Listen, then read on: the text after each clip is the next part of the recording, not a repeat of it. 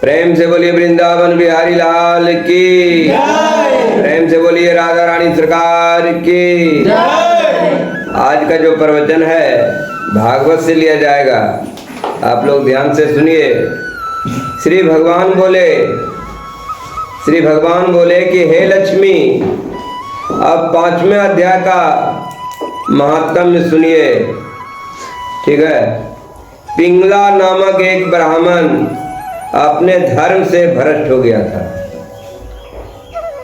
पिंगला नाम का एक ब्राह्मण था, वो धर्म से भ्रष्ट हो गया था। वह कुसंग में पड़ गया। ब्राह्मण क्या हुआ? कुसंग में पड़ गया। कुसंग में पड़ने के बाद मछली मांस खाता, मंदिरा पान करता और जुआ खेलता। जब ब्राह्मण का भाई बंधुओं ने उससे धिक्कार कर त्याग दिया, ब्राह्मण का भाई ने उसे धिक्कार कर त्याग दिया, तो वह किसी और नगर में चला गया। वह किसी और नगर में चला गया। देवजोग से वह ब्राह्मण एक राजा के यहाँ नौकरी करने लगा। राजा के यहाँ नौकरी करने लगा। राजा के पास बैठकर वह दूसरे लोगों की चुगलियां किया करता था।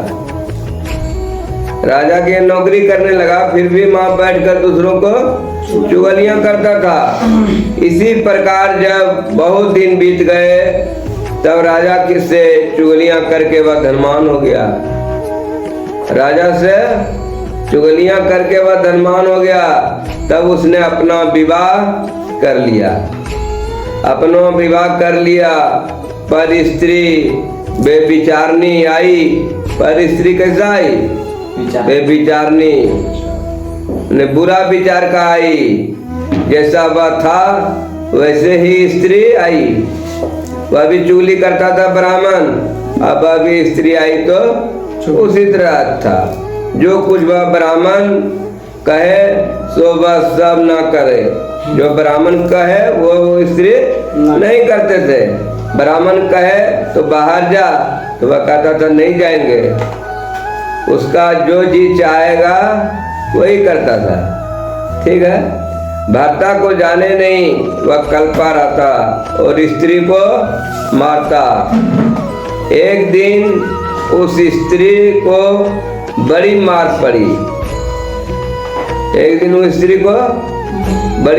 पड़ी। उस स्त्री ने दुखी होकर अपने भर्ता को विष दे दिया। क्या किया? अपना जो पति था, मारता था पत्नी को, तो पति को विष दे दिया, यानी जहर दे दिया खाने में। विष दे दिया, वह ब्राह्मण मर गया। और उसने गीध का जन्म पाया। उसने गीध का जन्म पाया। कितने काल पीछे वह स्त्री भी मर गई। कुछ दिन के बाद वह स्त्री भी मर गई। उसने तोता का जन्म पाया। वह जिस तोते की स्त्री हुई, वह एक वन में रहता था।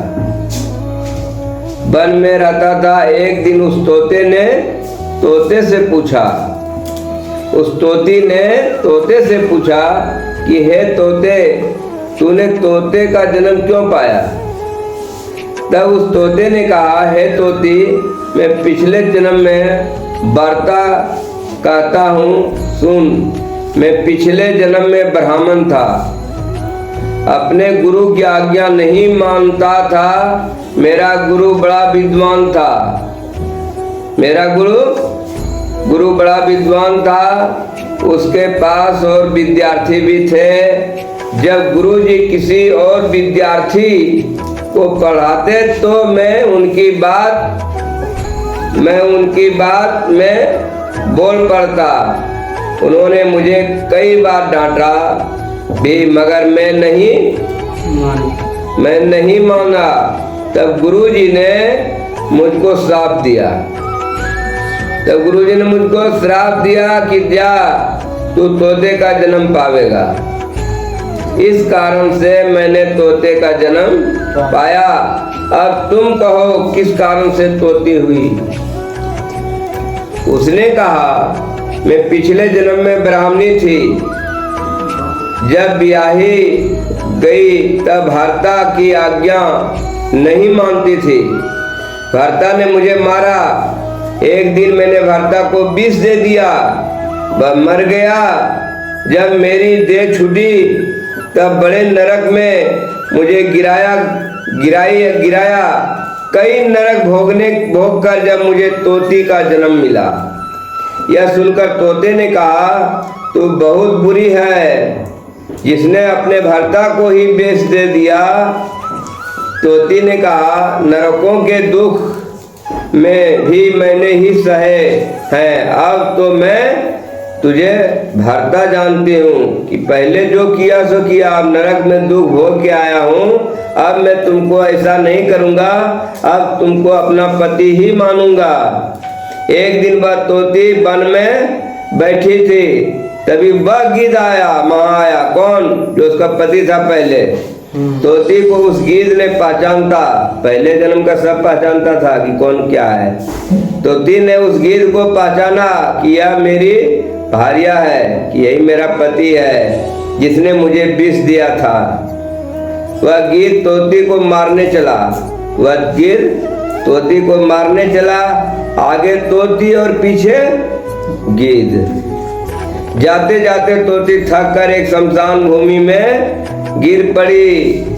वहाँ एक साधु को दाह दिया गया था। उस साधु की खोपड़ी वर्षा के जल के साथ भरी पड़ी थी। तोते उसी में गिरे।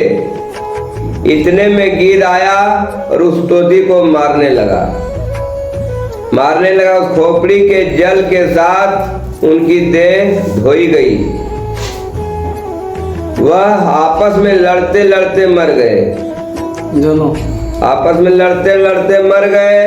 अधम देह से छूटकर देव देही पाई। उनको खोपड़ी में गिरने के बाद देव देही पाई। विमान आए, तीन पर बैठकर बैकुंठ गए। तब तोती ने पूछा हे गिद्ध, ऐसा कौन पुण्य किया जो बैकुंठ को चले हैं? ऐसा कौन पुण्य किया? गिद्ध ने कहा हमने तो इस जन्म में कोई पुण्य नहीं किया। मैं इस पुण्य को कभी नहीं इस पुण्य को नहीं जानता। इतने में दोनों धर्मराजपुरी में गए। दोनों कहाँ गए? धर्मराजपुरी में गए। धर्मराज ने पूछा क्यों रे गिद्ध, तू पीछे कौन था? उसने कहा ब्राह्मण था। तुम पिछले कौन था? तो ब्राह्मण था। मुझे अपने भाइयों ने देश निकाल दिया, मैं दूसरे देश में जा बसा। वहाँ मैंने विवाह किया। दुराचारणी स्त्री मिली, उसने मुझे विष देकर मारा और वह मरकर तोती हुई। मैं भी गिद्ध हुआ। मैं इसको पहचान कर मारने लगा। वहाँ एक शमशान में मनुष्य की खोपड़ी जल के साथ भरी हुई थी, उसमें तोती गिरी। मैं भी वहां पहुंचा। उसका जल हम दोनों का स्पर्श हुआ। तो खोपड़ी किसका था?